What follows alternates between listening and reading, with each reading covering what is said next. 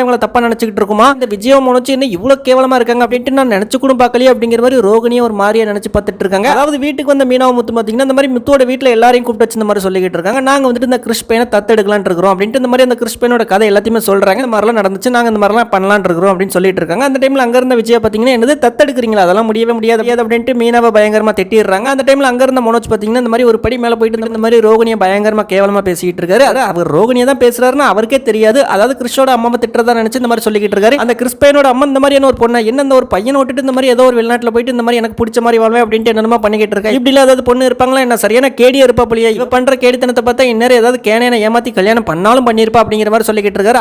அவரே கேனை அப்படின்னு சொல்லி திட்டிக்கிட்டு இருக்காரு. அவர் ரோகிணியை தான் திட்டுறாரு அப்படின்னு தெரியாம அப்படியே திட்டிக்கிட்டு இருக்காரு. இவர் இப்படி திட்டிக்கிட்டு இருக்கும்போது ரோகிணி பாத்தீங்கன்னா வீட்டுக்கு வெளியில அப்படின்னு இதெல்லாம் கேட்டுக்கிட்டு இருக்காங்க. அட பாவங்களா என்னடா இப்படிலாம் பேசிட்டு இருக்கீங்க, அட பாவி மோனோச் என்னடா இப்படிலாம் சொல்லிட்டேன், நான் கூட நீ கொஞ்சம் நல்லவனா இருப்ப கொஞ்சம் இறக்கப்படுவ அப்படின்னு நினைச்சா நீ என்னடா இவ்வளவு மட்டமா கேவலமா பேசிக்கிட்டு இருக்காங்க. அம்மாவும் அப்படிதான் இருக்காங்க, நீயும் அப்படிதான் இருக்க. நான் என்ன பத்தின உண்மையை சொன்ன உங்க அம்மா என்ன துரத்தி விட்டுறதுக்கு முன்னாடி நீ என்ன துரத்தி விட்டுற போலே, இதுக்கு முத்துமீனா பரவாயில்ல, அவங்களாவது கொஞ்சம் நல்லவங்க மாதிரி தெரியுறாங்க அப்படிங்கிற மாதிரி பார்த்துட்டு இருக்காங்க.